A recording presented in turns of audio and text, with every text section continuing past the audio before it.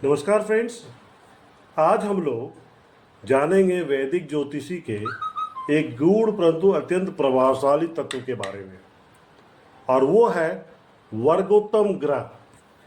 दोस्तों, आपने भी किसी कुंडली को देखा होगा और कई बार ऐसे ग्रह मिलते होंगे जहाँ पर वर्गोत्तम ग्रह का साइन दिखेगा आपको।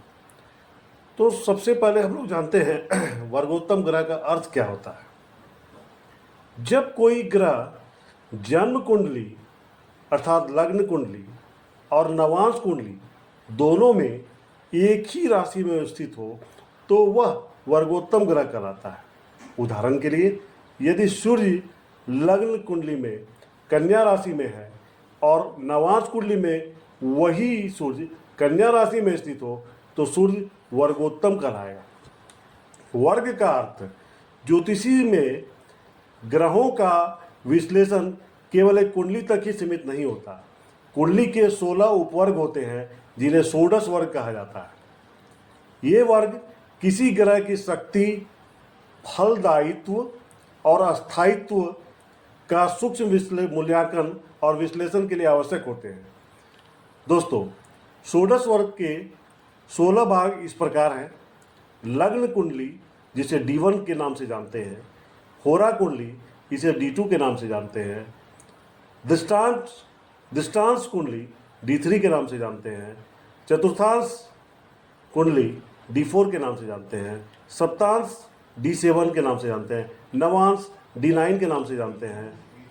दशांश D10 के नाम से जानते हैं।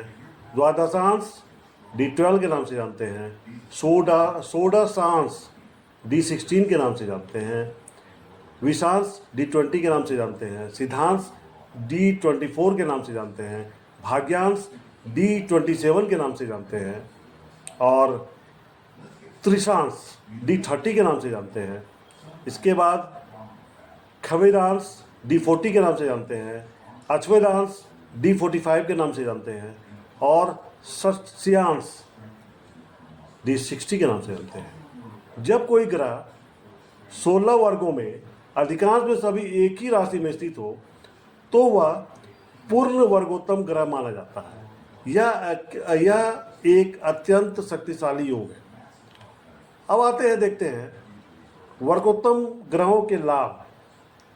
ऐसा ग्रह शुभ फल देने में सक्षम होता है यदि वह उच्च, मूल त्रिकोण, स्वराशि, मित्र राशि में हो तो इसका फल और भी उत्तम होता है।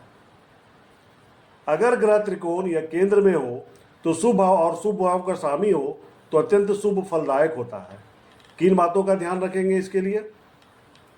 वर्गोत्तम ग्रह 0.4 डिग्री या 27 से 30 डिग्री पर नहीं होना चाहिए।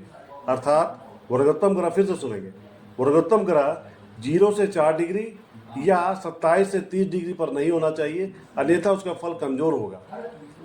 यदि ग्रह अस्त हो तो वर्गोत्तम फल निष्प्रभावी हो जाता है। यदि अशुभ भाव का स्वामी होकर शुभ भाव में स्थित है तो फल में कमी हो सकती है। विशेष उदाहरण, यदि किसी जातक की लग्न कुंडली में सूर्य मेष लग्न में पंचम भाव में स्थित है और नवांश कुंडली में धनु लग्न की है जिसमें सूर्य नवम भाव अर्थात त्रिकोण में स्थित हो, तब यह सूर्य दोनों कुंडलियों में त्रिकोण का स्वामी होकर त्रिकोण में स्थित होता है। ऐसा वर्गोत्तम सूर्य जातक की उन्नति, प्रतिष्ठा, सरकारी सेवा में सफलता, आत्मविश्वास, नेतृत्व क्षमता को बहुत ऊंचाई देता है। निष्कर्ष, वर्गोत्तम ग्रह एक तरह से कुंडली का गुप्त आशीर्वाद होता है। सही ढंग से समझा जाए तो यह ग्रह आपके जीवन में चमत्कारी रूप से शुभता ला सकता है। इसलिए नवांश या अन्य कुंडलियों का अध्ययन अत्यंत आवश्यक है। अंत में सुझाव, जब भी आप किसी कुंडली का विश्लेषण करें या स्वयं से देखें तो केवल जन्म कुंडली तक ही सीमित न रहें। नवांश और अन्य वर्गों को जरूर देखें, तभी आप वर्गोत्तम ग्रहों की असली शक्ति को जान पाएंगे और सटीक विश्लेषण आप कर पाएंगे। तो दोस्तों ये था वर्गोत्तम ग्रह के बारे में विवरण। दोस्तों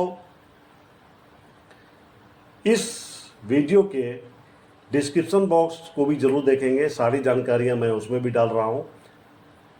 और अगर आपको वीडियो अच्छी लगे, जानकारी अच्छी लगे तो मुझे कमेंट करके बताएं। और इसके अलावा और भी कुछ जानना चाहते हो तो आप ज़रूर कमेंट कर सकते हैं। तथा अगर वीडियो अच्छी लगती है तो कृपया इसे लाइक करेंगे, चैनल को सब्सक्राइब करेंगे, ताकि इस तरह के वीडियो जो मेरे द्वारा लाई जाती हो आप तक सबसे पहले पहुंच सके। धन्यवाद दोस्तों, आपका दिन मंगलमय हो।